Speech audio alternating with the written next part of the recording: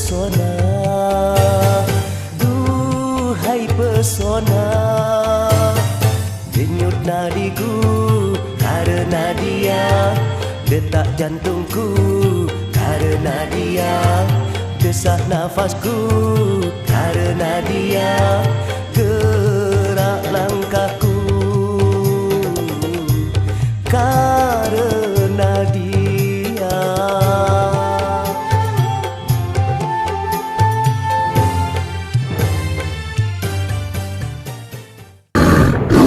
Bapak Ibu jamaah manakib rahimakumullah. Selanjutnya zikir manakib Sultanin Aulia Syabdul Qadir Jailani radhiyallahu anhu dipimpin langsung oleh imam sekaligus pengasuh Majelis Zikir Nur Jabar Al-Baghdadi Nanang Tubagus Hidayatullah. Pada beliau kami persilakan dengan segala hormat bil barokah wal karamah Syabdul Qadir Waliullah bisyafaat Nabi Muhammad biiznillah waridallah bil barokah wal karamah Syabdul Qadir Waliullah bisyafaat Nabi Muhammad biiznillah waridallah. Allahumma sholli ala Muhammad. Kita berdiri dulu ya.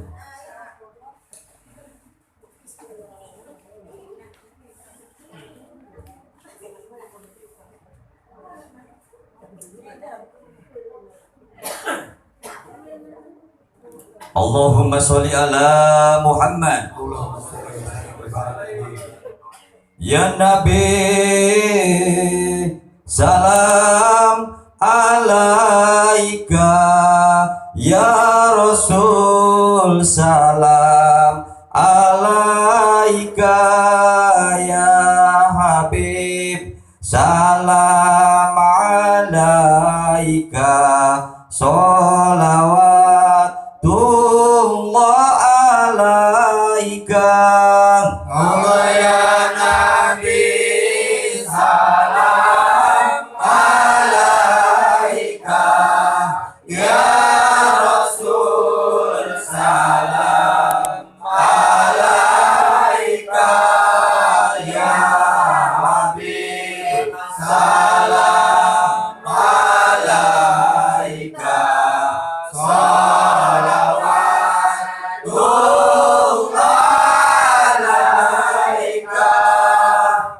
Engkaulah Nabi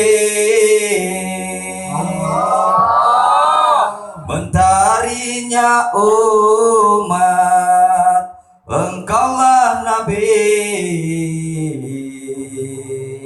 bulannya umat, engkaulah Nabi cahaya yang sangat menerangi hatinya umat. Allah ya Nabi salam alaika, ya Rasul salam alaika, ya Habib salam alaika,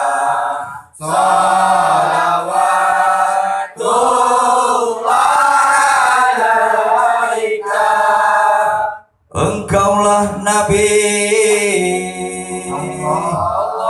cinta ke umat, engkaulah Nabi sayang ke umat, engkaulah Nabi welas asih ke umat, siang malam mikirkan umat. Allah ya Nabi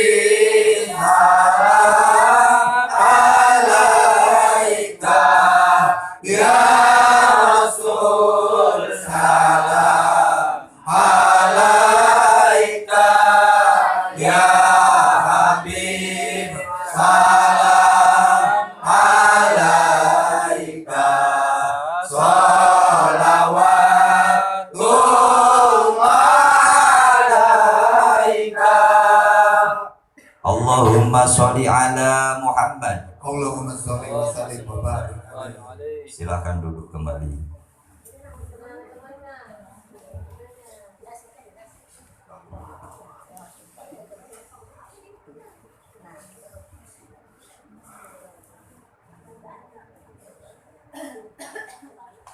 Assalamualaikum warahmatullahi wabarakatuh.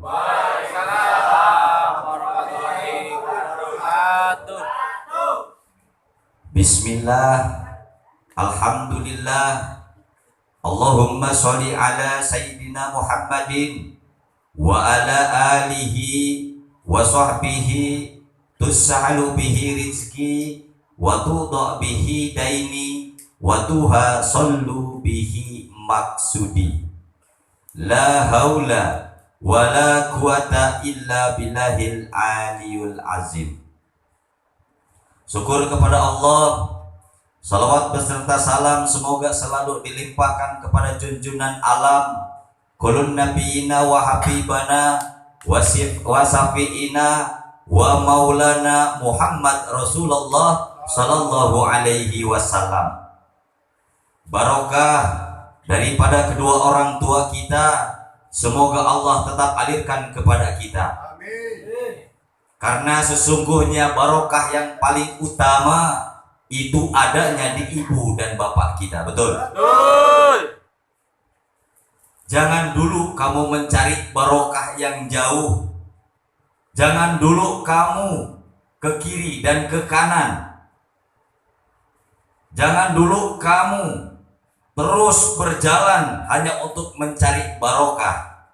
Padahal barokah yang sesungguhnya sudah nyata di dekat kamu kadang-kadang tidak pernah kamu hiraukan. Betul. Betul. Betul. Mintalah barokah itu daripada kedua orang tua kamu. Berdoalah kamu, memohonlah kamu kepada Allah untuk memberikan barokah yang sudah Allah titipkan kepada kedua orang tua kamu. Karena sesungguhnya sebaik-baiknya barokah yang sudah kamu rasakan itu adalah barokah daripada ibu dan bapakmu. Betul. Betul. Betul. Betul. Karena saya yakin, wahai jamaah yang teramat saya kasihi dan teramat saya sayangi, wallahi wa nabi, demi Allah, kalau Allah tidak memberikan kebarokahan yang telah Allah titipkan kepada ayah ibumu dan ayah ibuku, saya yakin, seyakin-yakinnya hari ini kamu dan aku tidak akan mungkin bertatap wajah seperti ini. Betul. Maka tidak bosan-bosannya wahai saudaraku, wahai jamaah yang teramat aku kasihi, teramat aku sayangi, setiap kali saya berceramah, setiap kali saya menyampaikan maidotul hasanah, yang pertama saya gandeng itu Allah dan Rasulullah. Yang kedua saya gandeng itu adalah orang tua. Kenapa? Karena kebaikan orang tua kita bisa hidup seperti ini. Karena doanya orang tua kita bisa sukses seperti ini. Bahkan keselamatan, keenakan, kesuksesan yang kita raih hari ini, sesungguhnya ini bukan hasil daripada doa kita. Ini adalah hasil doa daripada ayah dan ibu kita tempo dulu. Sehingga kita yang merasakan enaknya hari ini. Tapi kenapa kadang-kadang kita untuk ngurus kedua orang tua saja sangat susah? Ada hitung-hitungan untung dan rugi. Ketika kita harus mengurus kedua orang tua kita yang sudah jompo, yang sudah tidak berdaya di tempat tidurnya, kita saling menyalahkan dengan saudara satu dengan yang lainnya. Betul? Tahukah kamu dulu di saat kamu kecil, ayah ibumu tidak pernah mengeluh, tidak pernah berkeluh kesah di saat membesarkan kamu. Bahkan sakit yang dirasa oleh ayah dan ibumu ini tidak pernah dihiraukan. Yang ada di dalam hati dan pemikirannya, bagaimana besok anak-anakku harus bahagia. Bagaimana kehidupan anak-anakku di esok hari. Bagaimana kehidupan anak-anakku di masa yang akan datang, di masa depan, agar tidak seperti aku. Betul tidak? Betul. Itu adalah harapan dan doa kedua orang tua kita. Mungkin sama kita hari ini, duduk kita di tempat ini selalu mendoakan anak-anak kita. Karena sesungguhnya masa depan kita itu adalah anak-anak kita. Harapan kita adalah anak-anak kita. Sudahlah, kita sudah tua. Tinggal menunggu waktunya kapan Allah menjemput kita. Tapi setidaknya, ya Rob, izinkan aku di saat sebelum engkau menjemput aku, izinkan ya Rob, aku agar tercatat di sisimu, agar aku tercatat di bukumu ya Allah, aku tercatat sebagai anak yang soleh dan soleha, yang selalu memberikan senyum untuk kedua orang tuaku ya Allah, yang selalu memberikan kebahagiaan kepada orang tuaku ya Allah. Karena aku sadar sesadar-sadarnya, tidak mungkin barokah panjenengan turun kepadaku ya Allah kalau tidak panjenengan titipkan kepada kedua orang tuaku. Betul? Mungkin hari ini kamu bisa mengecewakan ayah dan ibumu, sehingga kamu tidak peduli dengan tangisan dan rintihan ayah ibumu. Tapi tunggu saatnya nanti, wahai saudaraku, kamu akan rindu dengan rintihan ayahmu, kamu akan rindu dengan rintihan ibumu. Betul? Kamu akan merasakan kerinduan yang sangat luar biasa di dalam hati sanubarimu di saat ayah dan ibumu sudah pergi jauh meninggalkan kamu. Maka dari itu, hai saudaraku yang teramat aku kasihi dan aku cintai, jangan sia-siakan hidup ayah dan ibumu. Sayangilah ayah dan ibumu, laksana kamu menyayangi dirimu sendiri. Betul? Apalagi kalau ayah dan ibumu sudah memasuki usia tua, sedikit agak ngeselin, wajar. Karena itu sudah menjadi hukum alam. Allah berfirman di dalam kitab suci Al-Quran, bila mana umurmu dipanjangkan, maka kamu akan kembali ke asalmu. Betul?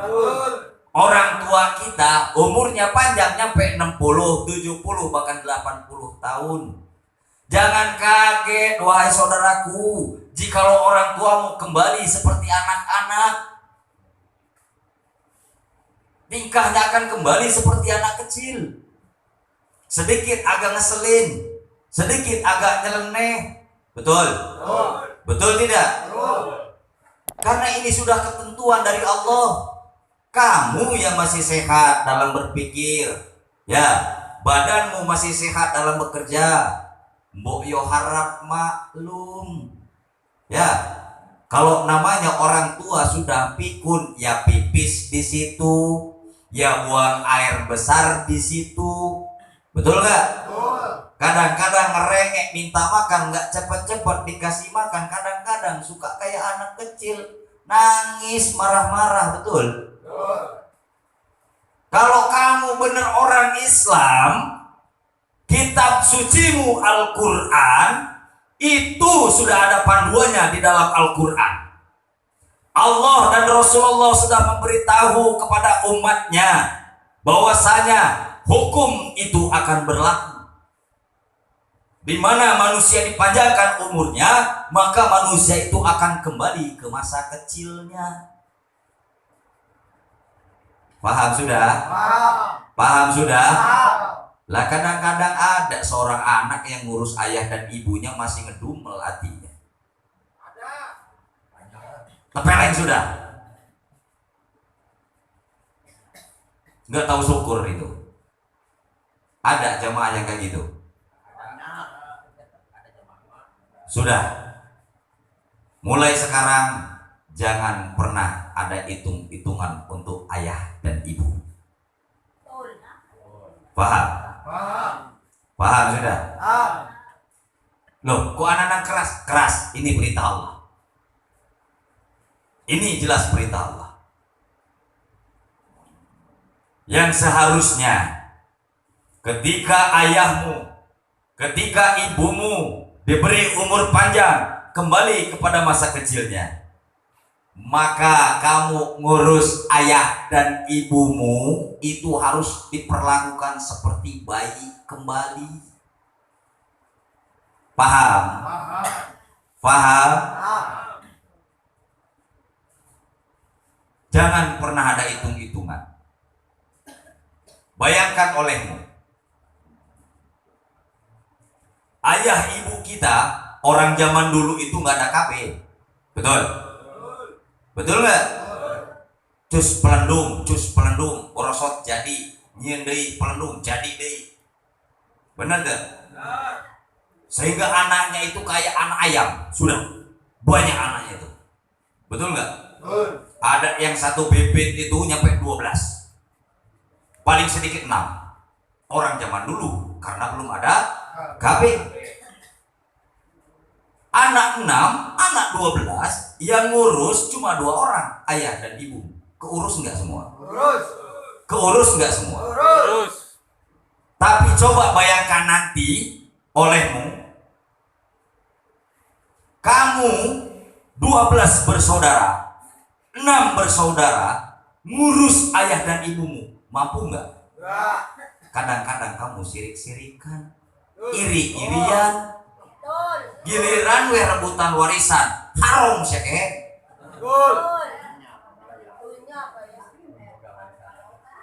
Betul. Sama warisan aja ingin paling gede, ngurus orang tua nggak mau. Betul nggak? Nggak boleh itu, ya. Muliakan kedua orang tuamu. Jangan mengharapkan warisan dari kedua orang tuamu. Kalau kamu memuliakan kedua orang tuamu, biar Allah nanti yang mewarisi alam dunia buat kamu. Paham sudah? Hidup kita kalau waktunya kaya, kaya sudah. Kalau waktunya miskin, miskin sudah. Rizki datang, tidak akan mencari tempat, tidak akan bertanya tempat kepada kamu. Kalau rizki itu mau datang, begitupun rizki kalau mau pergi, tidak akan bertanya, tidak akan mencari jalan dari mana dia akan pergi, jalan mana dia akan pergi. Paham? Rizki datang mual neangan tempat, milik rizki datang mual neangan tempat, milik rizki edek mangkat mual nanya ke jalan. Paham? Waktu na benghar guys. Waktu na belangsak guys. Paham ya? Paham ya? Mohon maaf wahai saudaraku. Ini harus saya pertegas, bahwasanya barokah yang paling besar itu adanya di kedua orang tua kita. Bahkan saking besarnya barokah yang Allah titipkan kepada kedua orang tua kita, Rasulullah Muhammad sallallahu alaihi wasallam pernah bersabda, Allah tidak akan mengampuni dosa seseorang kalau orang itu belum diampuni oleh kedua orang tuanya. Bahkan sahabat Kanjeng Nabi Muhammad Rasulullah sallallahu alaihi wasallam pernah bertanya kepada Kanjeng Nabi Muhammad, "Ya Rasulullah, siapa yang tidak tembus engkau berikan syafaat?" Maka Kanjeng Nabi Muhammad Rasulullah sallallahu alaihi wasallam menjawab, orang yang tidak tertembus oleh syafaatku adalah orang yang durhaka kepada ayah dan ibunya.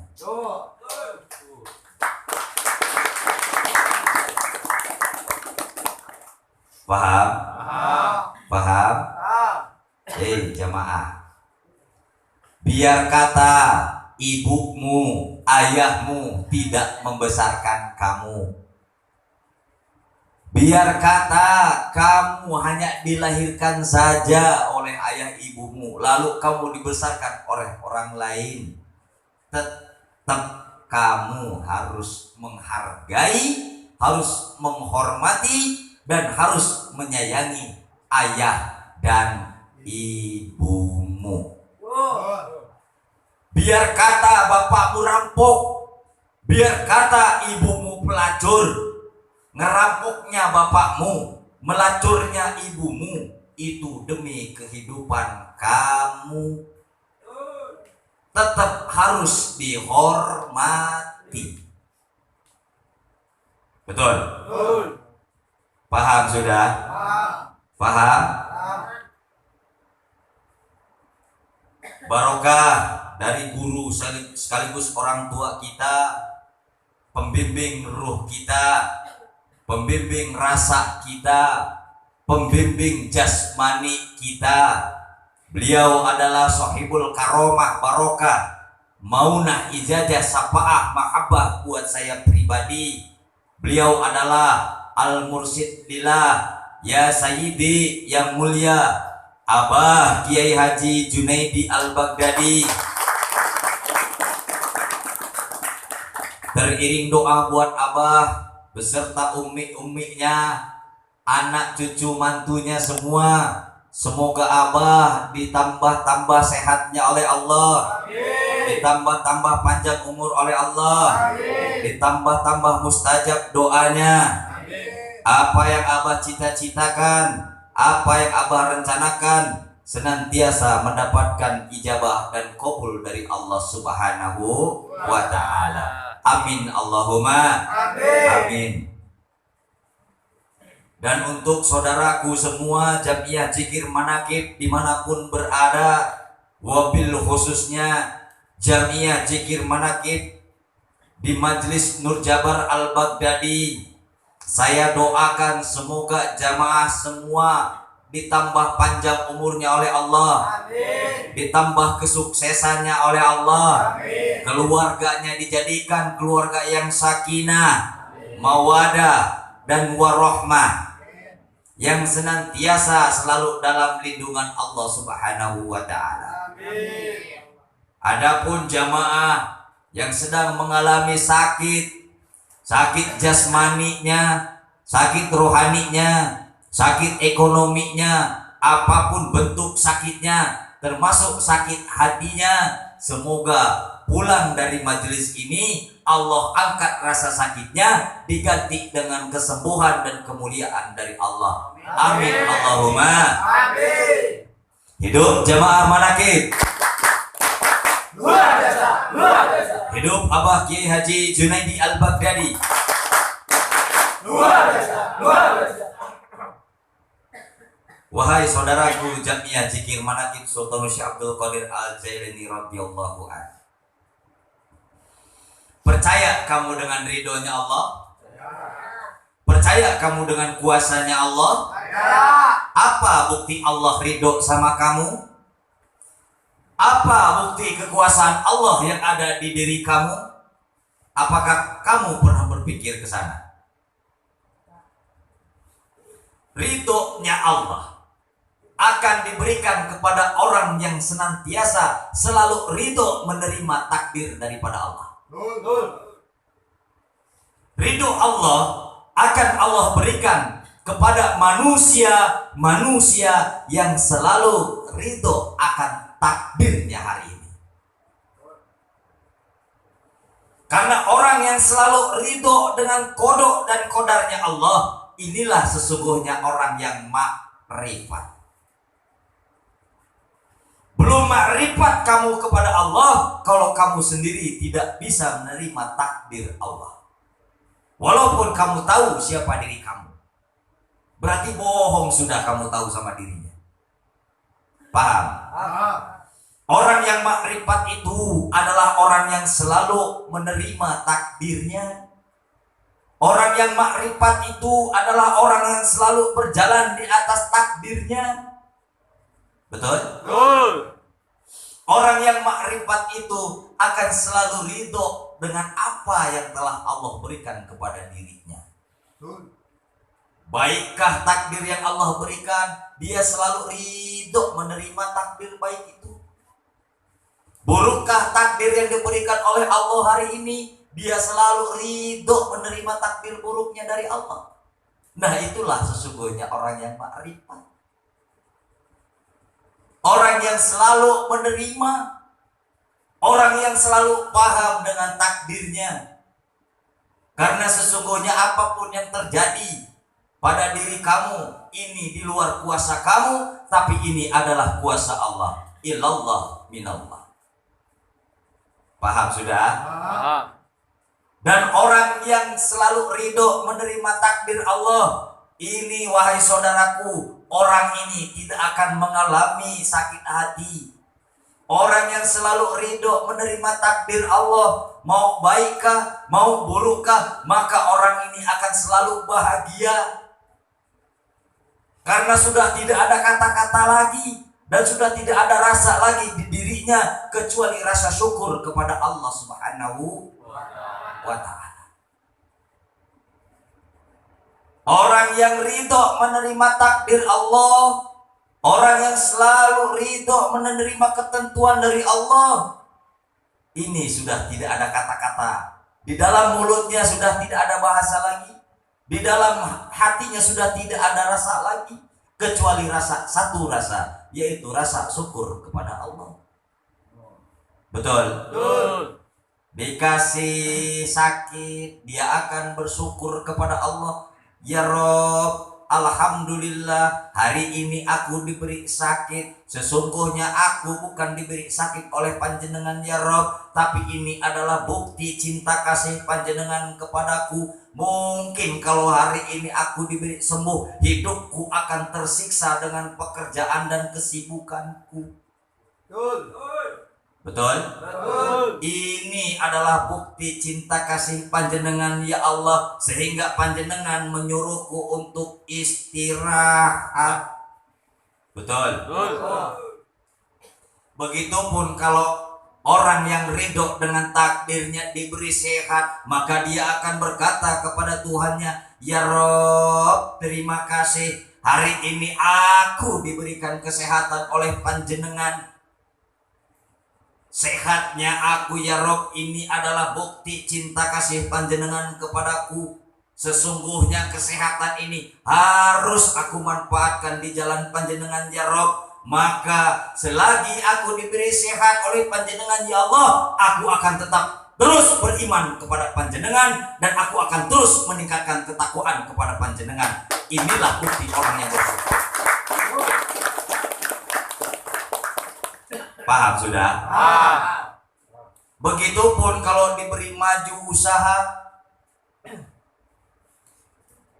orang yang menerima akan takdirnya, orang yang selalu bersyukur akan takdirnya, ketika diberi kelancaran dalam berusaha, maka orang ini akan berdoa kepada Allah, ya Rabb, terima kasih ya Allah, hari ini usahaku dikasih lancar oleh panjenengan ya Allah. Sesungguhnya ini adalah bukti cinta kasih panjenengan kepadaku ya Allah. Maka selagi mumpung aku diberikan maju usaha, maka hasil dari usaha itu akan aku pergunakan di jalan panjenengan ya Allah, guna aku meningkatkan iman dan takwa kepada panjenengan ya Allah. Begitupun ketika diberi susah, diberi bangkrut, maka orang yang selalu ridho akan takdirnya, orang ini akan bersyukur dengan kebangkrutannya. Ya Rabb, terima kasih ya Allah, hari ini aku diberi bangkrut oleh panjenengan. Sesungguhnya ini bukan siksa dari panjenengan, tapi ini adalah bukti cinta kasih panjenengan kepadaku ya Rabb. Mungkin kalau hari ini aku masih tetap diberikan kekayaan, diberikan kesuksesan, kadang-kadang aku terlupa pada panjenengan ya Allah.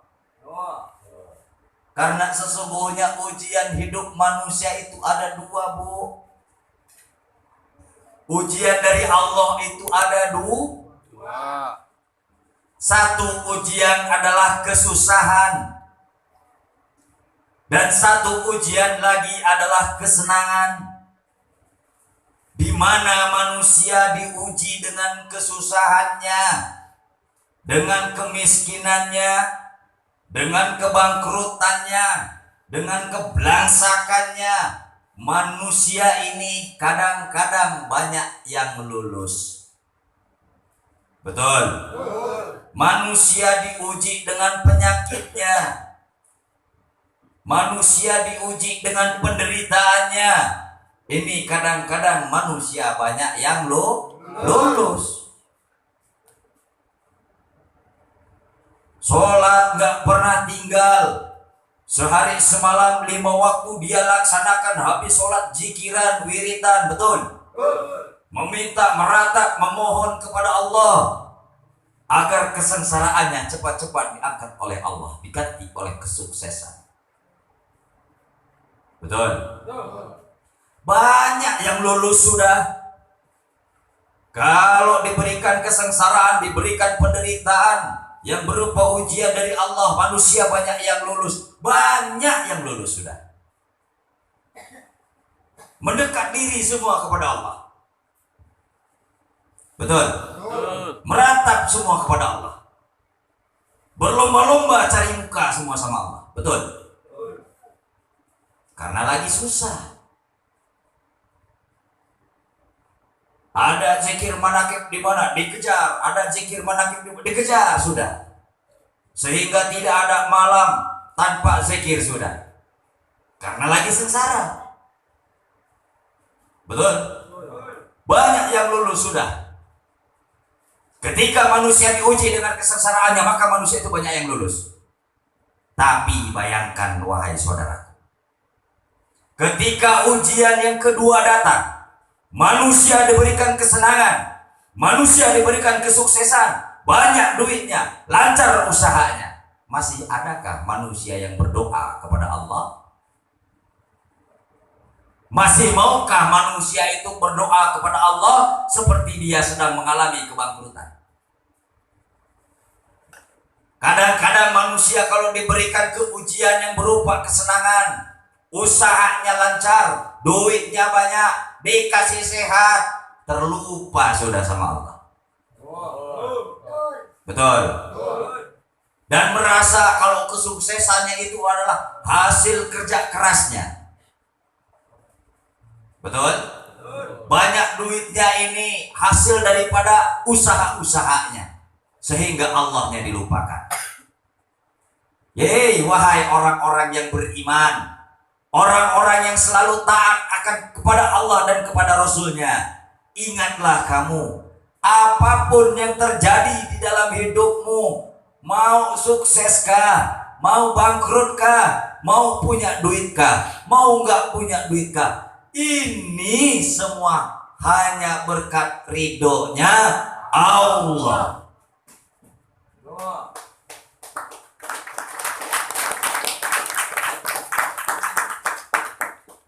Pertanian kamu maju bukan karena pupuknya, bukan sudah, tapi karena Allah yang memajukan pertanian kamu. Perdagangan kamu laris bukan kamu yang mengorder-orderkan baru, bukan, tapi ini sudah menjadi ketentuan dan ridhonya Allah. Maka banyaklah kamu bersyukur kepada Allah. La in syakartum la ajidanakum wala in kafartum inna adabi lasyadid.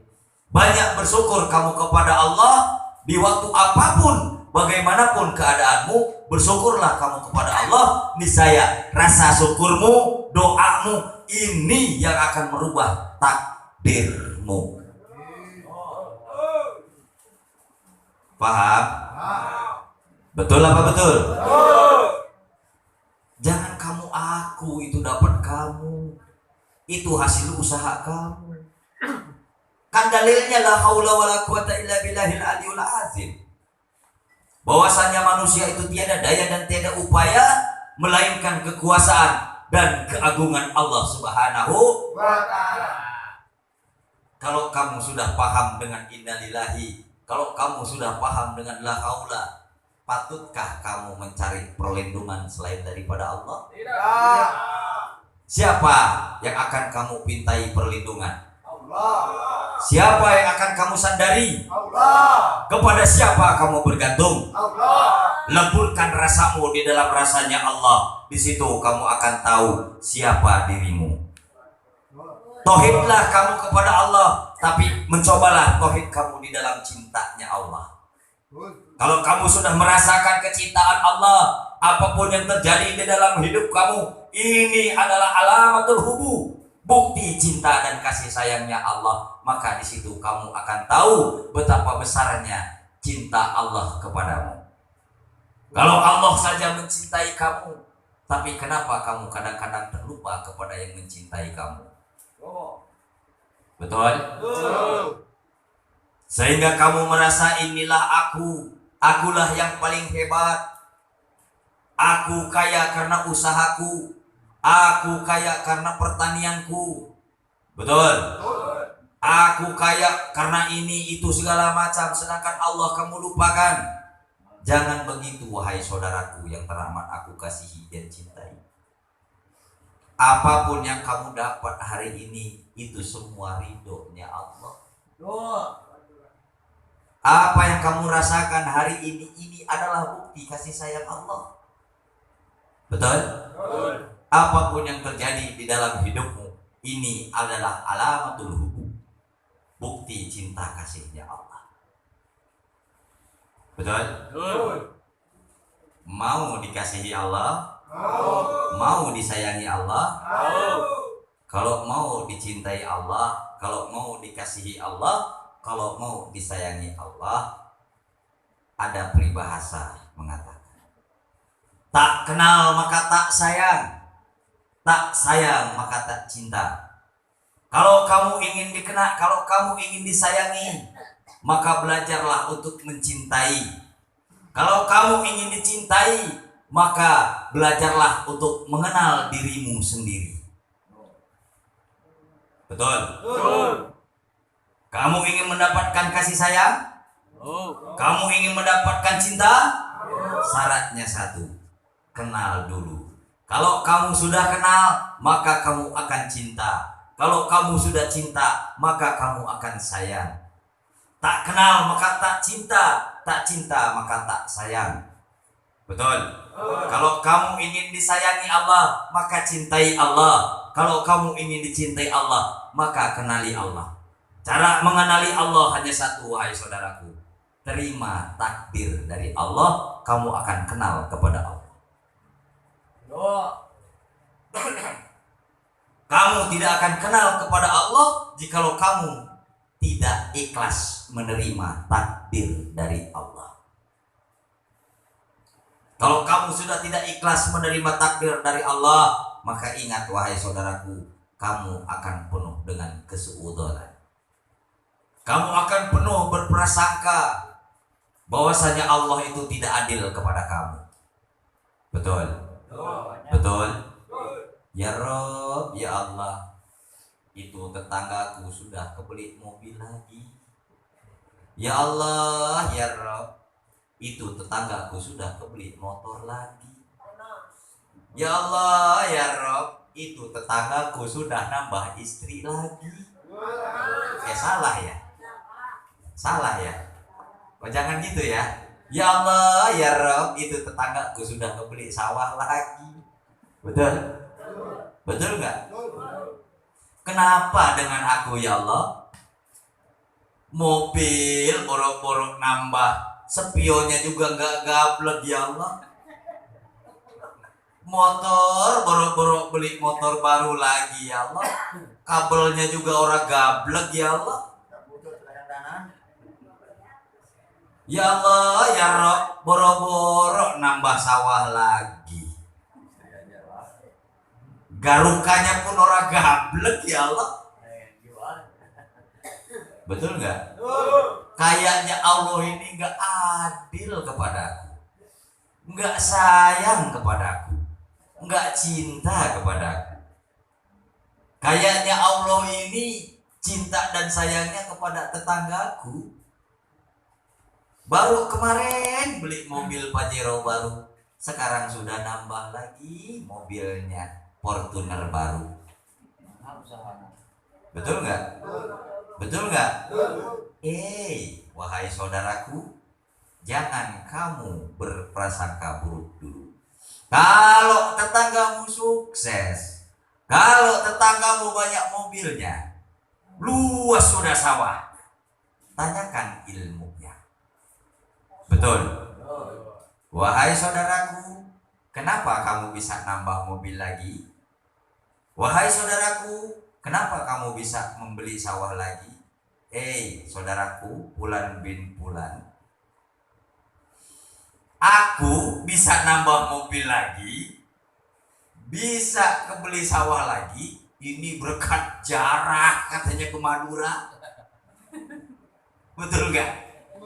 Yuk, kamu kalau mau sukses, ini kebanyakan loh. Realita seperti itu. Ya, betul nggak?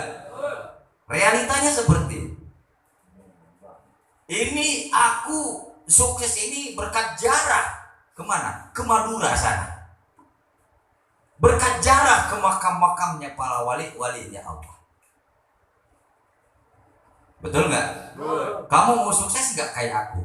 Mau? Ya sudah, nanti ikut. Betul nggak? Tanya nggak? Boleh nggak? Ayo tanya. Boleh. Boleh. Jarah ke makam para wali? Boleh. Silakan. Berdoa kamu ke sana. Karena berdoa kamu bukan ke walinya tapi ke Allah. Betul? Boleh nggak? Boleh. Bina bukan? Bukan. Karena itu adalah tawasul bidoa. Kamu berdoa, bertawasul kepada orang-orang yang soleh. Kamu berdoa membawa wali-walinya Allah, maka sama dengan kamu menggandeng para wali ketika kamu usul kepada Allah. Doa wali ada yang ditolak enggak? Enggak. Maka ketika kamu berdoa, gandenglah wali. Maka berdoalah kamu ke Allah. Betul? Betul nggak? Boleh. Jarah? Boleh, silakan. Gak apa-apa. Kenapa? Karena ini adalah tata cara dan kebiasaan Nahdlatul Ulama. Betul? NU, saya NU Tulen sudah. Ya. NU tidak pernah membid'ahkan jarah kubur, tidak. Ya. Betul tidak? Kenapa? Tujuannya untuk napak tilas sudah. Kalau dulu ada orang soleh di sini, namanya wali siapa? Kanjeng Sunan Gunung Jati. Kanjeng Sunan Gunung Jati ini doanya nggak pernah ditolak sama Allah. Sedangkan siapa saya? Saya adalah tukang mabuk, saya tukang segala macam. Maka kalau saya berdoa, saya akan menggandeng Kanjeng Sunan Gunung Jati. Kalau punya duit, kalau nggak punya duit jangan maksain. Jangan nyampe jarah digedein, pulang dari jarah pasea sama istri gara-gara duitnya dapat minjem dari Bang Emo, istrinya nggak tahu atau suaminya nggak tahu. Ya, kalau punya rezeki lebih silakan. Saya nggak punya rezeki lebih ya, boro-boro untuk jarah. Sekali berangkat jarah itu ongkos 600.000. Betul. Sekali jarah tur mulai dari Cirebon nyampe Madura, kadang-kadang ongkosnya 600, paling murah 450. Betul? Betul tidak? Mau tahu nggak cara yang gampang? Mau?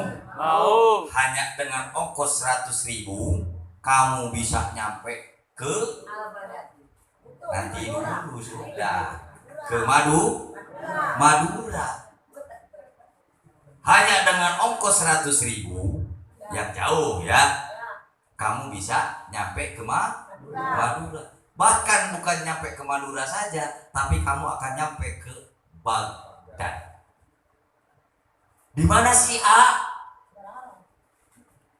Mau doa ikut?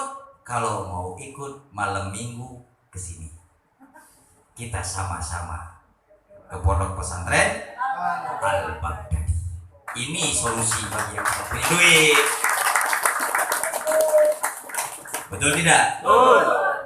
Kok bisa ngomong gitu? Ya ngomonglah. Kenapa? Guru kita, orang tua kita, Abah Kiai Haji Junaidi Al-Baghdadi,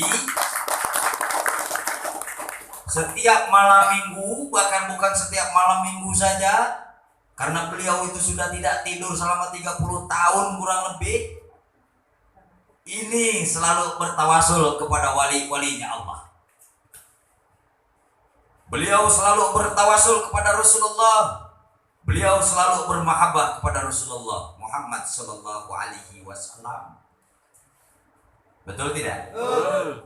Ini bagi yang tidak punya duit, syukur-syukur. Kalau panjenengan punya duit, banyak duit, sudah kesana aja sudah, kita makan-makan di sana. Ini lebih abdol menurut saya. Menurut saya, nggak tahu menurut pandangan orang lain. Betul? Betul tidak? Betul. Kenapa?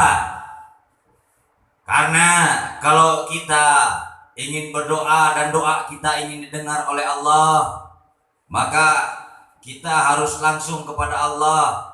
Sedangkan antara kita dengan Allah ini masih jauh. Masih ada hijab dosa kecil dan dosa besar yang menghijab hati kita, betul? Betul. Kata sebagian para alimin ulama mengatakan, kalau kamu tidak kenal dengan Allah, maka carilah orang yang sudah kenal dengan Allah dan nempellah kamu kepada orang itu. Siapakah orang itu? Beliau adalah guru mursyid kita semua, pangersa Abah Kiai Haji Junaidi Al-Baghdadi. Kalau sudah nyampe pondok, sudah ketemu dengan abahnya, adem nggak hatinya? Enak nggak perasaannya? Tenang nggak jiwanya? Seneng nggak ngelihat abahnya? Cinta nggak sama abah? Itu sudah menunjukkan kalau beliau itu walinya Allah. Betul. Paham? Itu sudah menunjukkan, itu sudah salah satu bukti kalau beliau itu adalah walinya Allah. Betul? Betul. Dan wali itu tidak akan pernah mengakui kewaliannya. Bahkan wali itu tidak tahu kalau dirinya sendiri wali. Betul? Betul tidak? Cuma tanda-tanda kewalian itu jamaah yang merasakannya. Kayak saya, panjenengan semua merasakan tidak kewalian apa? Rasakan. Ya sudah, kalau merasakan, ragukah kamu dengan kewalian beliau? Tidak. Sudah, kalau tidak ragu, ikuti Abah. Ikut Abah Kiai Haji Junaidi Al-Baghdadi, bukan sewaktu sekarang hidup, karena kita akan mati. Setelah mati, kita akan hidup lagi. Maka ikut Abah sampai mati, sampai kita hidup lagi. Betul? Betul tidak? Wahai saudaraku, Jamiah Zikir Manaqib Sultan Syabdul Qadir radhiyallahu anhu, yang teramat aku kasih dan aku cintai. Saya ikut Abah, ikut guru mursyid saya, Abah Kiai Haji Junaidi Al-Baghdadi, bukan hanya di dunia saja, sebatas dunia, bahkan saya mati, bahkan nanti kalau saya diizinkan hidup kembali oleh Allah, saya ingin selalu bersama dengan beliau.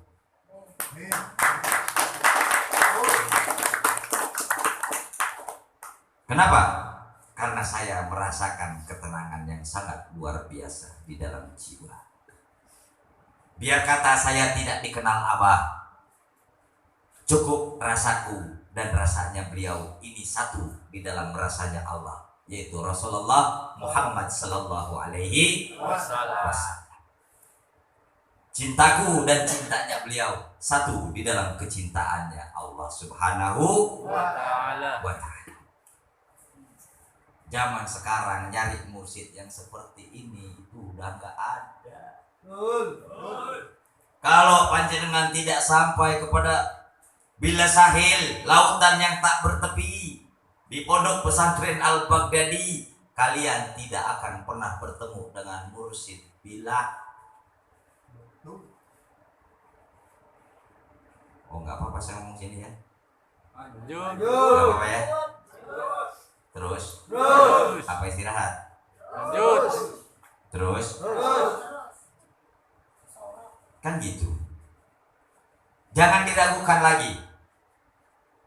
Kalau kalian mau tawasul bidua, mau ziarah kubur silahkan. Kalau punya duit, kalau nggak punya duit, cukup malam minggu kita bareng-bareng ke pondok pesantren Al-Baghdadi. Di sana ada seorang pangeran penebar cinta yang sangat luar biasa. Seorang pangeran penebar cinta yang bertauhid ke Allah dengan kecintaan, mengajarkan kemakrifatan dengan kecintaan, mengajarkan kehidupan dengan kecintaan, mengajarkan makna hidup dengan cinta. Bahkan beliau selalu berdakwah dengan senandung-senandung cinta. Dan yang namanya cinta itu tidak bisa dipaksakan, wahai saudaraku. Karena sesungguhnya yang namanya cinta itu adalah mutlak rahmat dari Allah. Cinta tidak butuh rencana. Betul? Cinta tidak perlu upaya. Betul? Jikalau Allah sudah membalikkan hatimu untuk mencintai, maka di situ cinta akan hadir. Betul? Cinta tidak bisa dipaksa-paksa. Dari mana datangnya cinta? Datang cinta itu mutlak dari Allah, yang Allah salurkan lewat pandanganmu, yang Allah salurkan lewat pendengaranmu, yang Allah salurkan lewat ucapanmu, yang Allah tetapkan di dalam rasa hati salubari kamu. Itulah cinta. Cinta sulit dibayangkan, wahai saudaraku. Cinta tidak dapat digambarkan. Cinta bukan hanya sekedar lukisan dan ucapan, tapi cinta adalah pengorbanan dan perbuatan. Karena bahasa cinta, yang mengetahui cinta, yang bisa memahami cinta adalah orang yang dicintai dan mencintai. Romantis ya? Betul tidak? Betul tidak? Bohong besar kamu kalau mengatakan cinta di dalam ucapan saja, sedangkan tanganmu tidak berkata cinta, matamu tidak berkata cinta. Betul? Tingkahmu tidak berkata cinta. Orang yang mencintai itu akan selalu memberikan yang terbaik untuk yang dicintainya, tanpa mengharapkan pamrih dari yang dicintai. Betul? Dan orang yang mencintai itu akan menutupi keburukan yang dicintainya, tidak akan membukakan aib yang dicintai. Karena cinta itu adalah rahmat dari Tuhan. Wahai saudaraku yang teramat aku cintai dan kasihi, jaga cinta itu sebaik-baiknya kamu menjaga cinta itu, karena cinta akan membuat kamu hidup dan cinta akan membuat kamu mati. Betul? Banyak orang yang tadinya mau mati jadi hidup lagi gara-gara cinta, dan tidak sedikit orang yang tadinya hidup jadi mati gara-gara cinta. Betul? Maka bertauhidlah kamu, hai saudaraku. Mari kita bersama-sama kita bertauhid kepada Allah dengan kecintaan kita. Sesungguhnya kau dan aku adalah satu di dalam kecintaan Allah. Aku mencintai kamu, apakah kamu mencintai aku? Kalau kamu mencintai aku, mari kita satukan cintaku dan cintamu di dalam cintanya Allah. Supaya apa? Supaya Allah lebih ridho untuk cinta kita. Betul? Cinta tidak bisa ditulis dengan tangan. Cinta tidak bisa diucapkan dengan kata-kata. Tapi cinta adalah realisasi hidup, gambaran rasa yang harus kamu praktekkan di dalam pekerjaan kamu sehari-hari. Keindahan cinta bukan hanya sebatas belayan tangan untuk rambut saja. Tapi bahasa cinta itu adalah piece to piece, dari hati ke hati. Betul tidak? Betul tidak? Karena bahasa cinta itu adalah bahasa hati, maka bahasa itu sangat sulit untuk dimengerti kecuali rasa yang akan berbicara. Biarpun mulutmu tidak mengatakan cinta, tapi kalau rasamu sudah mencintai seseorang, biarpun mulutmu tidak berbicara cinta, maka matanya akan berbicara cinta. Betul? Biar mulutmu tidak berbicara cinta, maka gerak tangannya yang akan berbicara tentang cinta. Karena kalau cinta sudah tertanam di dalam hati, maka semuanya akan berbicara cinta, walaupun mulut kamu terkunci rapat-rapat sudah. Paham? Paham? Karena orang yang mencintai itu dari pandangan mata sudah beda. Ya, saya senang misalnya sama jamaah ada satu senang gitu. Ini dari pandangan matanya kan beda, kayak orang cacingan. Ya sudah, kamu perhatiin aja. Kalau ngobrol aja udah nggak berani natap muka itu sudah. Sambil kedip-kedipan ya. Padahal mulutnya nggak ngomong cinta, tapi matanya yang berbicara cinta. Betul nggak? Ya, paham sudah? Mau istirahat? Hah? Lanjut. Oh iya, saya ada sedikit promosi ya. Coba ambilin garam itu. Itu contoh. Nanti saya jadi salesnya ya. Boleh. Halo tadi Daftar sales ya. saya jadi salesnya.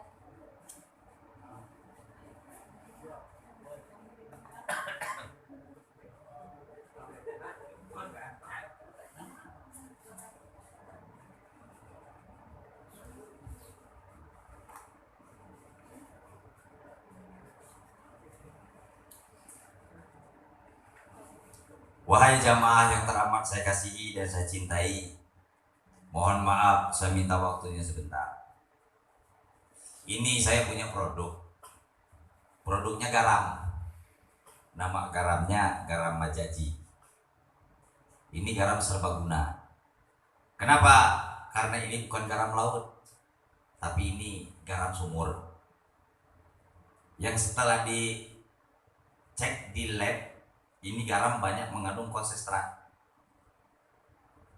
Ya. Kalau di pasaran di supermarket ini namanya garam Gunung Himalaya. Mohon maaf, ya. Cenderungnya mengarah ke sana lah. Nah, kalau garam Himalaya itu dijual per kilo 120.000 per kilo. Ini nggak usah karena kita saudara, ya. Ini untuk jamaah. Apa sih fungsinya? Ini garam serbaguna.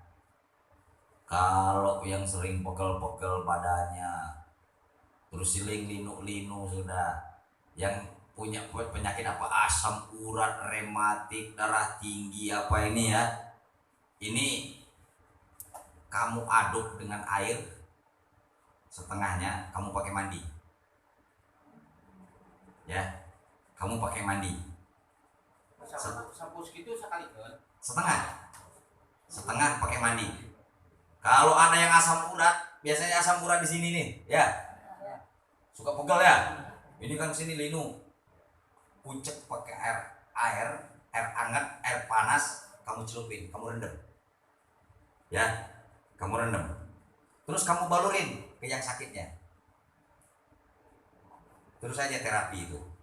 Yang punya amandel, sariawan, ya, yang stroke, ya, mandiin aja terus, ya, diterapi terus sama garam ini. Tapi ingat, bukan garamnya yang buat sembuh, bukan. Apa? Keyakinan kamu kepada Allah. Ini akan sembuh. Betul nggak? Paham sudah? Nah, kalau untuk yang petani, nah, Untuk yang bertani, sawahnya ingin subur, sudah pakai ini saja sudah. Diaurin, ya, diaurin sudah. Kalau untuk pupuk, misalnya kamu punya, ini kembang-kembang ini saya siram pakai air garam ini. Nah. Kalau notabene-nya, kalau kembang disiram pakai air garam, mati nggak? Mati ya ini. Sehat itu sudah. Enggak pakai bacaan. Karena ini masih produk rumahan untuk kalangan sendiri. Ya. Ini bisa. Yang sakit perut mencret itu. Ya, misalnya muntaber ya. Minum ya. Diminum, dikucek. Jangan pakai gula, udah. Kucek aja. Ya, langsung diminum sudah. Yang punya penyakit amandel apa pakai ini. Nah, caranya seperti apa? Mohon maaf, ini bukan dagang ya. Mohon maaf, ini bukan dagang. Kalau ngomongin saya dagang salah. Mungkin inilah bukti daripada cinta kasih saya dengan jamaah. Saya ingin berbagi dengan jamaah. Paham nggak? Paham. Nah, mulai malam ini, mulai minggu ini, saya minta persetujuannya dari jamaah. Kalau uang sorbannya diganti sama ini, berapa satu toples ini? Ini harganya 10.000 rupiah. Gimana, setuju enggak? Yang setuju ngacung. Semuanya. Oke, yang setuju ngacung ya. Untuk apa sih duitnya? Perlu saya jelasin? Sudah. Ini kita terbuka saja. Karena saya Abdul Qadir jujur ya. Kita terbuka saja. Ini harga dari produsennya, dari pabriknya 7.500. Jadi saya minta 2.500. Rido. Untuk apa? Plus. Kita mau ada pembangunan. Pembangunan itu butuh semen, butuh pasir, butuh besi. Betul nggak? Betul. Mungkin kalau saya minta sama jamaah itu nggak cocok, ya. Tapi kalau dengan cara berdagang, dengan cara berbagi seperti ini ada syariatnya. Paham sudah? Paham. Setuju sudah? Setuju sudah? Keberatan nggak? Wallahi wa nabi. Nggak keberatan nggak? Nggak bakal ada omongan di belakang, nggak ada. Saya paling nggak mau kalau nantinya ada omongan atau pembicaraan yang nggak enak di kuping saya. Mah jualan garam, saya akan marah itu. Ya, saya minta persetujuan dari kamu. Setuju nggak? Setuju nggak? Ya setuju lah. Manfaatnya kamu yang ngerasain. Kamu ngasih 10.000 dapat garam. Yang punya penyakit rematik, yang punya penyakit asam urat, kamu rendemin kakinya. Kamu yakin sama Allah, kamu akan sembuh. Karena apa? Keyakinan kamu sama Allah. Ini namanya garam majaji. Majaji itu adalah syariat. Ya, ini bahkan yang ngasih nama majajinya ini AA. Anak-anak, apa sih nama produk kita? Sudah garam majaji saja. Kenapa? Karena ini adalah syariat untuk obat. Cuma obat ini tidak akan berjalan kalau jamaahnya tidak yakin. Intinya jamaah harus yakin. Betul. Paham? Setuju? Nah, makanya namanya garam majaji.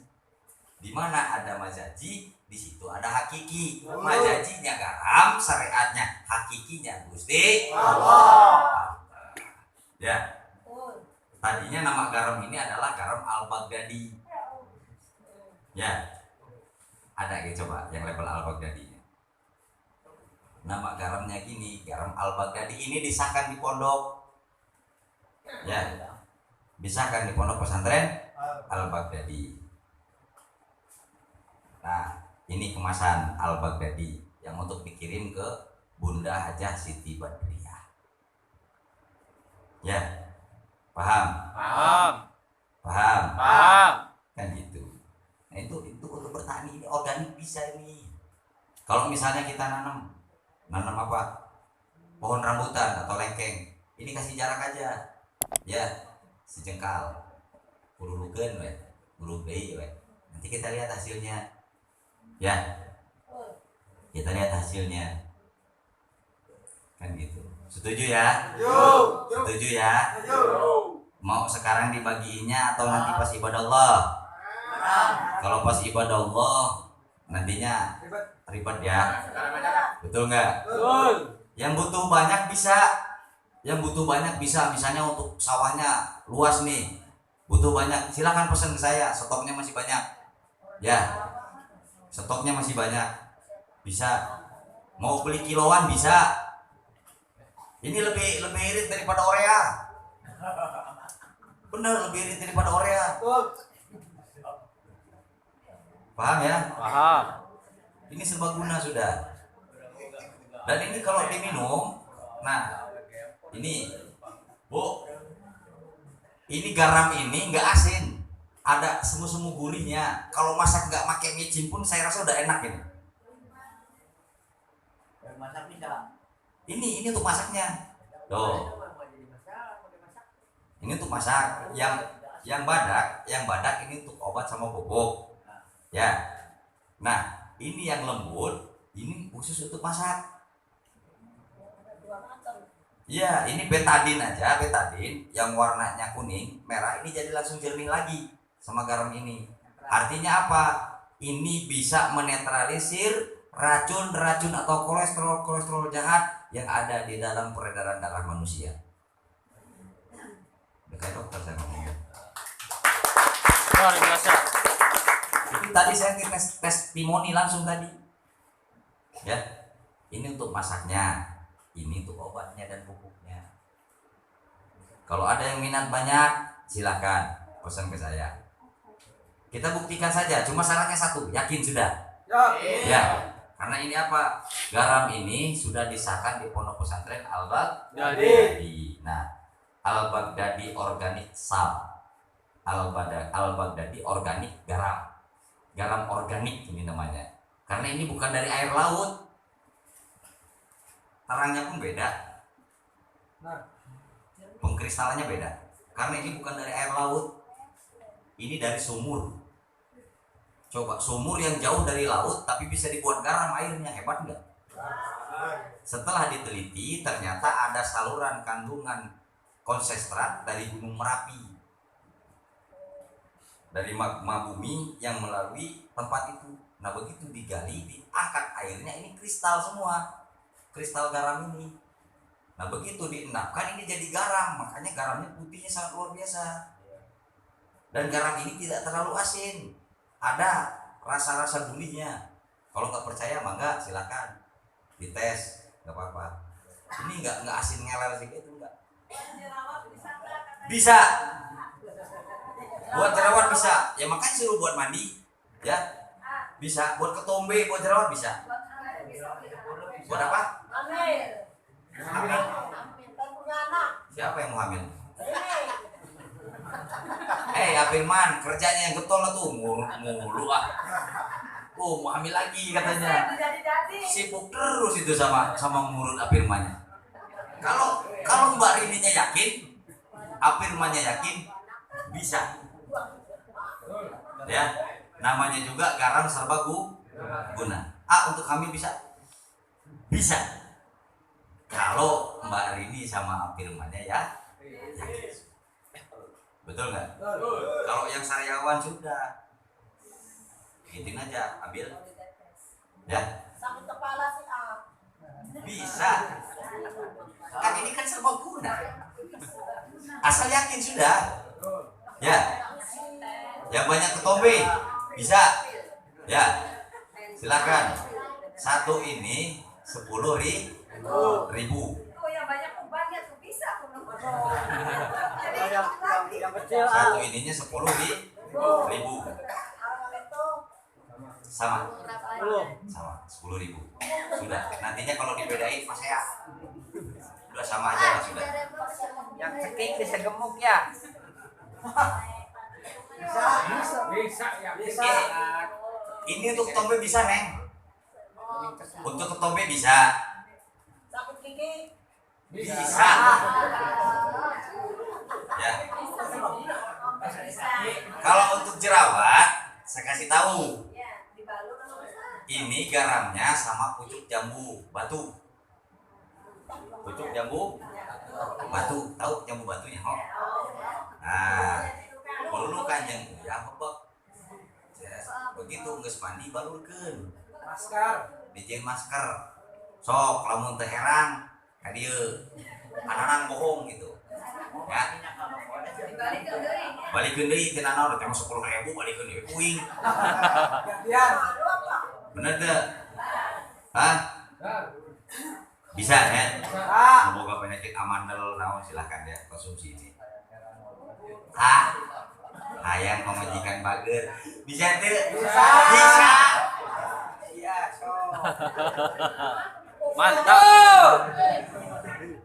Hayang pemajikan teh teu pundungan bisa teu? Bisa.